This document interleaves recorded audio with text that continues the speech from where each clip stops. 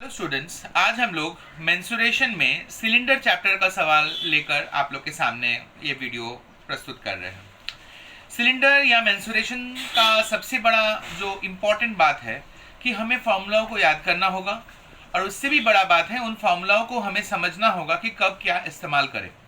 Mainly जो होता है कि फार्मूला और वॉल्यूम और सरफेस एरिया, ये दो बहुत कन्फ्यूजिंग माने आइटम है। वॉल्यूम माने आयतन, तो आयतन का सम्स हम लोग वहां इस्तेमाल करते हैं जहां उस आकार के अंदर का बात बोला जाए कि उस, जैसे हम लोग यहाँ सिलेंडर का सवाल कर रहे हैं, तो सिलेंडर में कितना जगह है, कितना पानी भर सकते हैं, कितना टंकी में तेल डाल सकते हैं, एक जार से वो दूसरे जार में पानी डाल रहे हैं। इस तरह का सवाल में हम लोग वॉल्यूम का फॉर्मूला लगाते हैं। दूसरा बात, सरफेस एरिया। सरफेस एरिया में हम लोग तल का बारे में बात करते हैं, माने हमको उसको रंग करना है या पॉलिश करना है या उसके ऊपर कागज साटना है, तो इस तरह का सवाल में हम लोग सरफेस एरिया का फॉर्मूला लगाते हैं। सरफेस एरिया का फॉर्मूला दो तरह का है, एक टोटल सरफेस एरिया, एक लैटरल सरफेस एरिया। टोटल माने संपूर्ण, लैटरल माने पार्श्वतल या वक्रतल, हम लोग कर्व सरफेस एरिया भी बोलते हैं। ये दोनों में अंतर इतना ही है कि जब पूरा आकार को ले लेते हैं, सिलेंडर में पूरा आकार को ले लेंगे तो टोटल सरफेस एरिया, और आप सिलेंडर जानते हो एक ग्लास की तरह होता है, उसके ऊपर में और नीचे में दो वृत्ताकार मुंह होता है। अगर उसको हम लोग छोड़, जैसे पाइप, पानी का पाइप, तो पाइप के दोनों ओर का मुंह क्या रहता है, खुला रहता है। अगर उस पाइप को मुझे रंग करना होगा तो दोनों मुंह तो खुला रहेगा। तो उन सवालों में हमें क्या करना होगा कि उन सवालों में मुझे लैटरल सरफेस एरिया या कर्व सरफेस एरिया का फॉर्मूला इस्तेमाल करना होगा। तो इस तरीके से हमें फॉर्मूलाओं को समझना होगा कि हमें कहाँ क्या लगाना है, क्योंकि अधिकतर सवालों में हम लोग देखेंगे कि इसके बारे में स्पष्ट नहीं पूछा जाएगा कि आप वॉल्यूम का फॉर्मूला लगाओ। वो आपको बोलेगा मुझे प्लास्टर करना है, वो आपको बोलेगा मुझे ढलाई का मसाला डालना है। तो इन तरह का सवालों में हमें ये समझ लेना जरूरी है कि हमें कौन सा फॉर्मूला इस्तेमाल करना है। इसीलिए वीडियो के शुरुआत में ही इसके बारे में मैंने आपको बताया। उम्मीद है आपको समझ में आ गया। अब हम लोग सम्स की तरफ ध्यान देंगे। सबसे पहले सिलेंडर के आकार को देख लिया जाए। सिलेंडर का जैसे मैंने बताया कि ये नीचे वाला ऊपर वाला हिस्सा सर्कल है, तो इसको हम लोग रेडियस कहते हैं क्योंकि ये सेंटर है, और इसको हाइट। इसके फॉर्मूलाज देखिए, volume pi r square h, जिसको हम लोग आयतन बोलते हैं। टोटल सरफेस एरिया या पूर्ण तल का क्षेत्रफल 2 pi r r plus h. Lateral surface area 2 pi r h. Area of the base, base माने ये नीचे वाले आधार या ऊपर वाला मुंह, जिसको भी बोलिए, चूंकि ये वृत्ताकार है, सर्कल है, तो सर्कल का फॉर्मूला। इसके अलावा एक और फॉर्मूला जो आपको ध्यान देना होगा वो है हॉलो सिलेंडर का। हॉलो सिलेंडर माने खोखला बेलन, इसको ध्यान रखिएगा। खोखला बेलन मतलब एक के अंदर दूसरा, तो खोखला बेलन होने से ये है उसका डायग्राम। इसमें दो रेडियस हो जाता है, हाइट वही रहता है। उसमें वॉल्यूम ऑफ द मटेरियल का फॉर्मूला लगता है, ये है ये। तो इस तरीके से ये प्रमुख फॉर्मूलाएं हैं जो कि आपको याद रखने होंगे, और आप लोग इसको नोट डाउन भी कर लीजिए ताकि आपको इसमें कोई असुविधा नहीं हो। अब हम लोग सवाल की ओर जाते हैं। अभ्यास 8 का ये चैप्टर है। इसमें जो प्रमुख सवाल हैं उसमें से हम लोग कुछ ज़रूरत जो इम्पोर्टेंट सम्स है उसको हम लोग यहाँ हल करके दिखाए हैं। जो हमारे स्टूडेंट्स हैं, जो इन सारे सवालों को फ़ोटो हम ज़रूर भेज देंगे, लेकिन जो नए हमारे साथियाँ हैं उन लोग को हम रिक्वेस्ट करेंगे कि आप लोग भी हमारे साथ जुड़िए, ताकि मैं आप लोग को भी इसमें शामिल कर सकूँ और आप लोग को भी इससे लाभ हो। Question number 4। क्वेश्चन नंबर 4 में जो सम्स है उसमें बताया गया है कि डायमीटर इतना दिया गया है, तो डायमीटर देने पर हम लोग ऑब्वियसली इसका रेडियस हमेशा निकाल लेंगे, और हाइट दिया हुआ है 2.5 मीटर। एक चीज़ मेंसुरेशन में और ख्याल करना पड़ता है कि यूनिट्स को देखना पड़ता है। ये डेसीमीटर में है, ये मीटर में है, और ये जो माप है ये पिलर का है। तो क्वेश्चन में पूछा गया है कि इस पिलर को ढलाई करने में कितना क्यूबिक डेसीमीटर का मसाला लगेगा, क्यूबिक डेसीमीटर का लगेगा पूछा गया है, अर्थात हमें सवाल को डेसीमीटर में रखना होगा। इसी कारण से मैं इसको डेसीमीटर में रखा, लेकिन इस मीटर को मैंने डेसीमीटर में बदल दिया। 1 metre is equal to 10 decimetre, इसको ध्यान रखते हुए ये डेसीमीटर में बदल दिया गया। अब वॉल्यूम ऑफ 1 पिलर, 2 पिलर के बारे में बताया गया है, तो पहले हम लोग एक पिलर का फॉर्मूला निकालें। फॉर्मूला में पाई का मतलब 22/7, आर स्क्वायर माने आर का मान 2 बार लिखिए, तो आर का मान 2.8 है, 2.8 2 बार लिखे हैं, और एच आपका 25 है। इसको डेसिमल को हटाते हैं तो नीचे 10 आ गया, और फिर इसको हम लोग हल करते हैं। हल करने से 616 घन डेसीमीटर ये वॉल्यूम ऑफ 1 पिलर है। इस वॉल्यूम ऑफ 1 पिलर को हम लोग 2 से गुना करेंगे, क्योंकि 2 पिलर्स हैं। 2 पिलर का हमारे सवाल है और इसलिए हम लोग इसको अगले पेज में 2 से गुना करेंगे। वॉल्यूम ऑफ 2 पिलर्स, तो देखें 616 को 2 से गुना कर दिए 1232। तो ये पहला आंसर हो गया, क्योंकि आपको क्वेश्चन में पूछा गया था कि पिलर को ढलाई करने में कितना घन डेसीमीटर मसाला लगेगा, जो कि आपका इस आंसर आ गया। इसके बाद इस सवाल के दूसरे भाग में बोला गया है कि इस पिलर को मुझे प्लास्टर करना है। प्लास्टर माने पिलर जो बन चुका है उसके ऊपर एक परत चढ़ाना है, तो एक पॉलिश की तरह ये बात आ गया। तो इसीलिए यहाँ पे हम लोग सरफेस एरिया का फॉर्मूला लगाएंगे।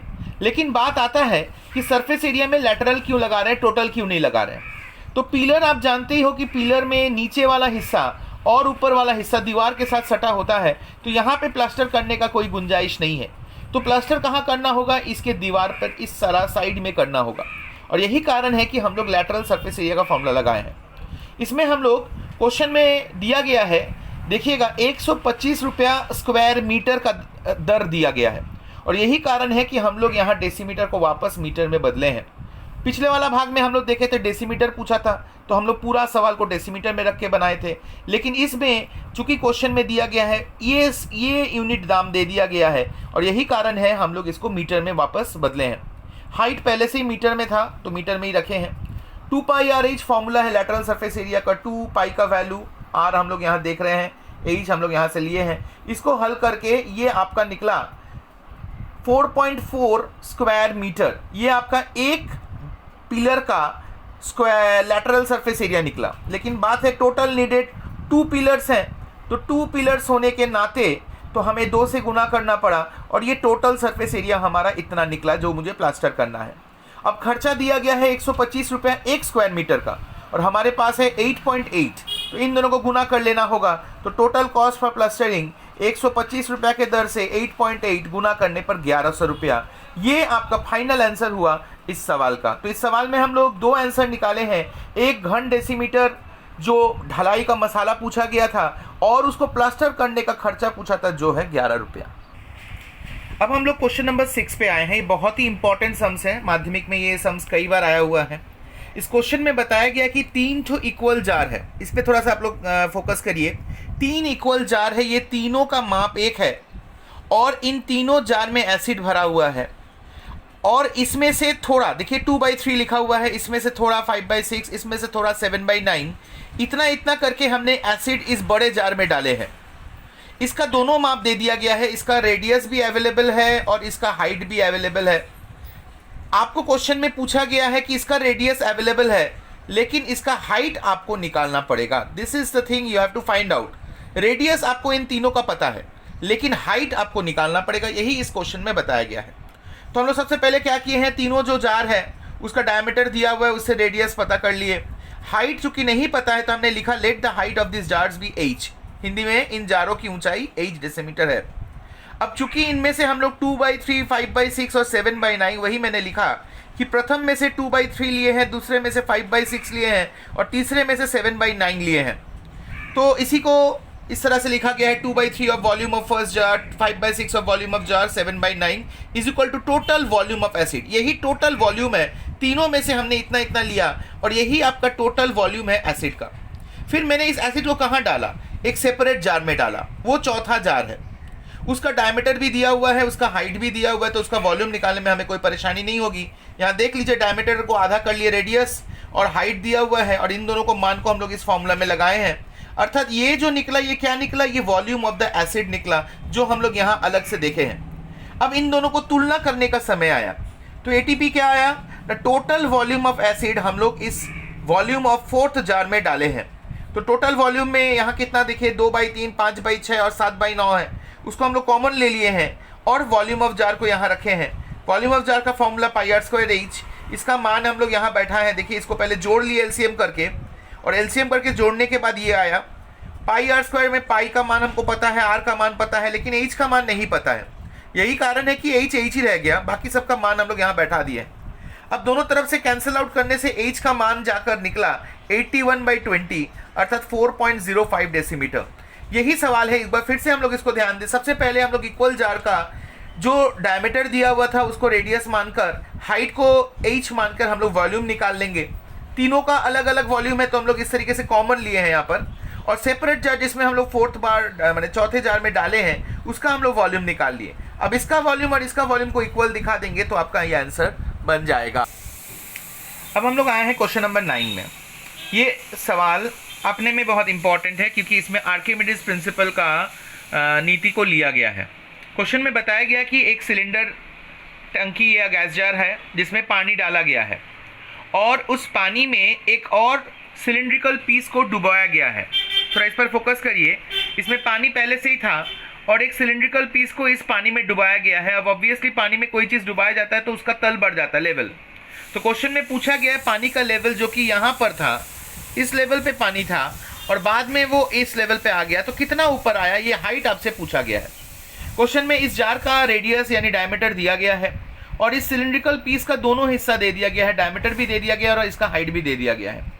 तो हम लोग क्या करेंगे, पहले इस गैस जार का वॉल्यूम निकालेंगे और इस सिलिंड्रिकल पीस का भी अलग से वॉल्यूम निकालेंगे और फिर दोनों को कंपेयर कर देंगे, क्योंकि आर्किमिडीज प्रिंसिपल में ये कहा गया है कि volume of the object immerse is equal to volume of the water level risen, अर्थात इसका वॉल्यूम और वाटर लेवल का वॉल्यूम दोनों इक्वल हो जाएगा। उसी सिद्धांत पे ये सवाल बना है। देख लीजिए, जार का डायमीटर दिया हुआ है, उसका हाइट को हम लोग h मान लिए हैं और उसका वॉल्यूम का फॉर्मूला लगाकर इसी में इस वैल्यूज को बैठा दिए हैं। दूसरी ओर जो सिलिंड्रिकल पीस है, बेलनाकार टुकड़ा, उसका डायमीटर और उसका हाइट दिया हुआ है, उसका वॉल्यूम भी हम लोग यहाँ निकाल लिए हैं। अब ये जो ऊपर वाला वॉल्यूम और ये जो नीचे वाला वॉल्यूम, इन दोनों वॉल्यूम को हमें तुलना करना होगा। तो ध्यान से देखिए, हम लोग क्या लिखे हैं, ATP volume of the piece immerse is equal to volume of the water level risen. यही आर्किमिडीज प्रिंसिपल है और इसी पर volume of the piece immerse, जो पीस हमने डुबाया है उसका वॉल्यूम जो है उसको मैंने यहाँ लिख दिया। Volume of water level Ryzen यहाँ पे है, उसका मान यहाँ लिख दिया। अब यहाँ सभी का मान देखिए पता है h को छोड़ के, तो h छोड़ के बाकी सब मान को हम लोग साइड चेंज किए। साइड चेंज करने से 7/2 7/2, उधर जाने से उल्टा हो गया। देखिए 2/7 2/7, इसको ख्याल रखिएगा। जब हम लोग साइड चेंज करते हैं तो उसका इंडिविजुअल साइन भी चेंज हो जाता है। यहाँ मल्टीप्लाई है, उस पर जाएगा तो वो डिवाइड हो जाएगा और डिवाइड होने के नाते ये दोनों उल्टा हो गए हैं। अब आप अपने इसको कैंसिल आउट करके इसका h जो है 32/10 अर्थात 3.2 डेसीमीटर, अर्थात पानी का तल कितना ऊपर उठा ना, 3.2 सेंटीमीटर ऊपर उठा। यही इस सवाल का आंसर है। इनमें दो चीज गिवन है, एक curve surface area of the cylinder 264 square metre और दूसरा volume of the cylinder 924 cubic metre. ये दोनों क्वेश्चन में बताया गया है और आपसे पूछा गया है, दो चीज आपसे निकालने के लिए कहा गया है, एक डायमीटर निकालो और एक हाइट निकालो। ये दो चीज आपको निकालना है, ये दोनों चीज नहीं दिया हुआ है। तो जो दिया हुआ है उसको हम लोग इक्वेशन के तौर पे लिखे हैं कि curve surface area of the cylinder, curve surface area को हिंदी में वक्रतल बोलते हैं, और वॉल्यूम ऑफ द सिलेंडर आयतन, ये दोनों दिए गए हैं। उसी हिसाब से हम लोग देखिए लिखे हैं। इसका फॉर्मूला 2πRh 264 और इसका फॉर्मूला πr²h 924। ये हम लोग समीकरण का रूप दे दिए हैं जो क्वेश्चन में दिया गया था। अब इन दोनों समीकरण को हम लोग क्या लिखे हैं, डिवाइडिंग, मतलब भाग देने पर। एक को मैंने 2 से भाग दिया, तो देखिए 1 का ऊपर 2 का नीचे, उसी तरीके से इसका भी मान हम लोग लिख दिए हैं। इसका कैंसिल आउट करने पर इसका मान बचा, देखिए 2 बच गया है, पाई कट गया, r यहाँ अकेला है, यहाँ r² है, इसके कारण काट देने पर ये r नीचे बच गया और h भी कैंसिल आउट हो गया। तो इधर से क्या बचा, सिर्फ r बचा नीचे और 2 बचा ऊपर, 2/r। यहाँ भी इन सब कैंसिलेशन को करने पर 2/7 बचता है। ये आप लोग घर में भी देख लीजिएगा, बहुत कोई बड़ा बात नहीं है। हम लोग पहले काटे हैं 4 से काटे हैं और 4 से काटने के बाद 11 से काटे हैं। इस तरह काटने पर आपका ये 2/7 आ जाएगा। फिर दोनों के ऊपर से 2 कैंसिल आउट हो जाएगा, तो r = 7, मतलब रेडियस निकल गया। आपसे डायमीटर पूछा गया है, इसीलिए रेडियस को 2 से गुना किए, तो ये पहला आंसर आपका निकल जाता है। हम लोग फिर ये दूसरा निकालने के लिए हम लोग क्या कर रहे हैं, 2πRh 264, ये जो चीज़ दिया गया है, पहला इक्वेशन को फिर से उतारे हैं। यहाँ पे सभी का मान हमको पता है, 2 का मान, पाई का मान, r का मान, h का मान हमें नहीं पता, इसलिए h ही रह गया। और इक्वेशन के तौर पे इन सबको उधर भेजे हैं। देखिए साइन चेंज हो गया, 2 1/2 बन गया, 22/7 7/22 बन गया, 7 1/7 बन गया और फिर कैंसिल आउट करने से हाइट निकल गया। इस तरीके से ये बहुत आसानी से ये सवाल को हम लोग हल करके डायमीटर और हाइट दोनों चीज़ निकाल दिए। क्वेश्चन नंबर 11 में एक सिलिंड्रिकल टैंक है जो पानी से पूरा भरा हुआ है। ये टैंक पूरा पानी से भरा हुआ है, इसमें कहीं कोई जगह नहीं है। अब इस पानी को इस टैंक से एक छोटे से पाइप से बाहर निकाला गया है। तो इस पाइप से जब हम लोग पानी बाहर निकाले हैं, उसका स्पीड आपको दिया गया है। कितना देर लगा, 36 मिनट आपको बताया गया है। और इस पाइप का मुंह का डायमीटर भी दे दिया गया है, मतलब इस पाइप का सारा माप आपको दे दिया गया है। उल्टा तरफ इस टैंक का सिर्फ हाइट दे दिया गया है कि ये टैंक कितना लंबा है, लेकिन इसका डायमीटर आपको निकालना होगा। यही आपका इस क्वेश्चन है। मैं फिर से रिपीट कर रहा हूँ, एक टैंक है जो पानी से भरा हुआ है, उस टंकी का हाइट आपको दे दिया गया है और इस टंकी का पानी एक पाइप से बाहर निकाला गया है।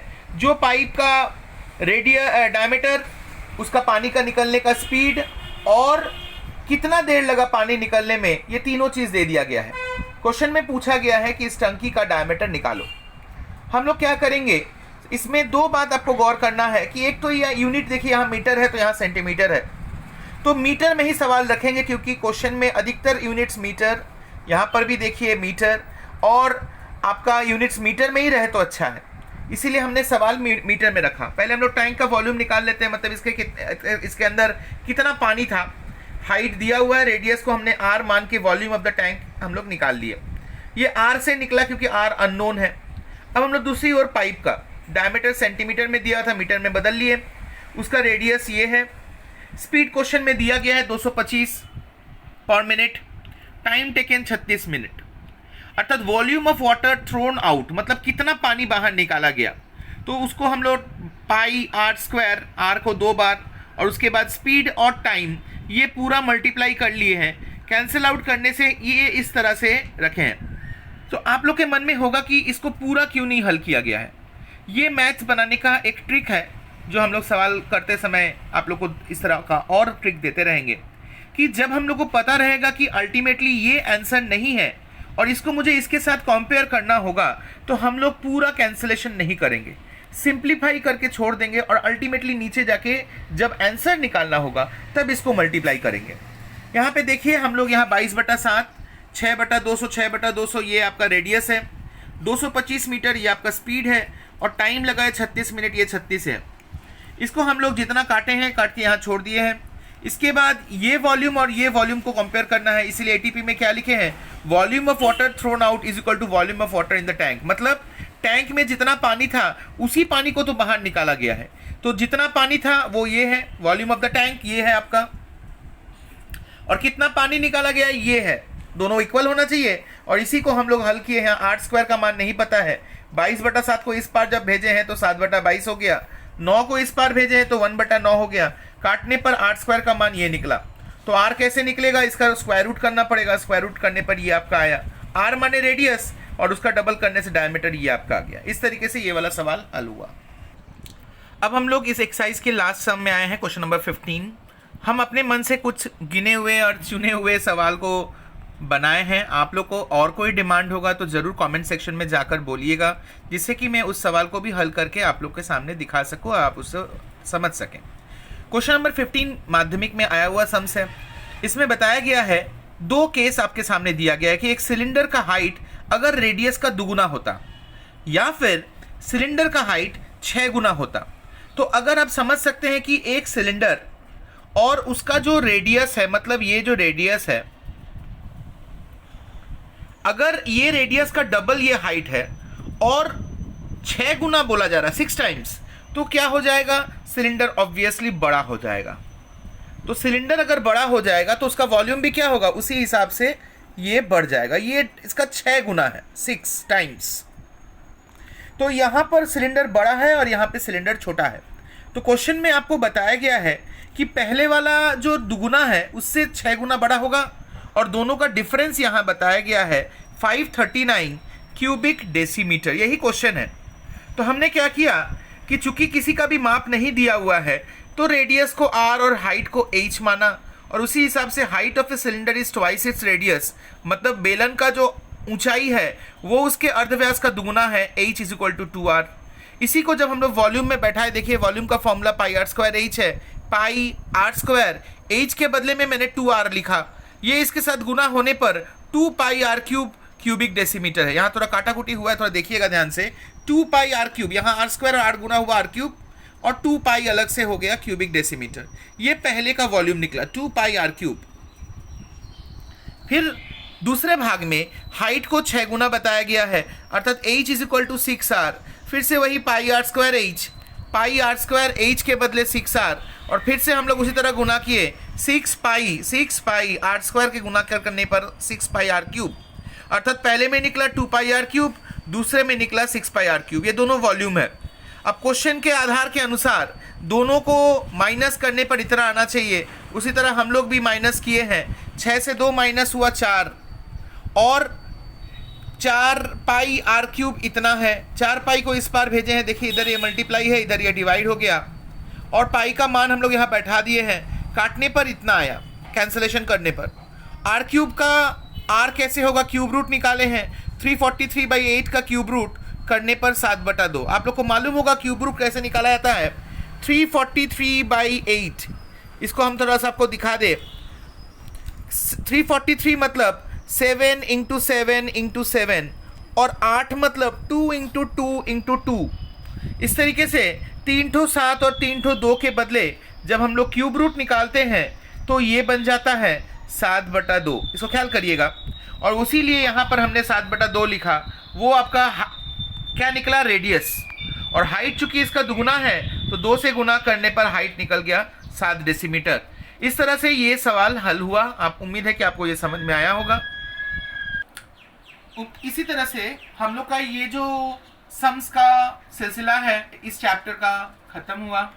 इस बार हमने कॉपी में सम्स बनाया, बोर्ड में नहीं बनाया, एक नया तरीके का इस्तेमाल किया। आप लोग बताइएगा कि कहाँ तक ये हमारा सफल हुआ, और कमेंट सेक्शन में जाकर जरूर बोलिएगा कि ये वीडियो आप लोग को समझ में आया कि नहीं, क्योंकि मैथ्स एक बहुत ही इम्पॉर्टेंट सब्जेक्ट है और बहुतों के लिए तो बहुत ही कठिन सब्जेक्ट है। अगर आप लोग को ये तरीका समझ में आया होगा तो हम लोग अगला वीडियो जो होगा इसी तरह कॉपी में बनाएंगे। और अगर आप लोग को प्रॉब्लम होगा तो वो भी बताइएगा, क्योंकि तब हम लोग वापस बोर्ड में ही सवाल बनाएंगे। उम्मीद है कि आप लोग को ये वीडियो समझ में आया होगा और हम लोग का ये मेहनत सफल होगा। मेहनत सफल होने का एक और उपाय हम लोग आपको बताए हैं कि ज़्यादा से ज़्यादा वीडियोस को अपने दोस्तों में शेयर करिएगा, उन लोग को देखने बोलिएगा, ताकि हम लोग का यह मेहनत सफल हो और हम लोग को और मोटिवेशन मिले, प्रोत्साहन मिले कि हम लोग इस तरह का और भी वीडियोस बनाएं और इससे आप लोग लाभ उठा सके। तो आज के लिए इतना ही। और दोस्तों, इस तरह का सम्स जो भी है हम लोग बनाए हैं अपने दिमाग से बनाए हैं, मतलब अपने सोच से बनाए हैं। सारा सम्स तो एक चैप्टर में, एक वीडियो में संभव नहीं है। अगर आप लोग को और कोई सम्स का ज़रूरत होगा तो ज़रूर कमेंट सेक्शन में जाके कोई लिंक भेज दीजिएगा, ताकि हम इसको हल करके आपको सुविधा या हेल्प कर सके। Thank you and bye bye.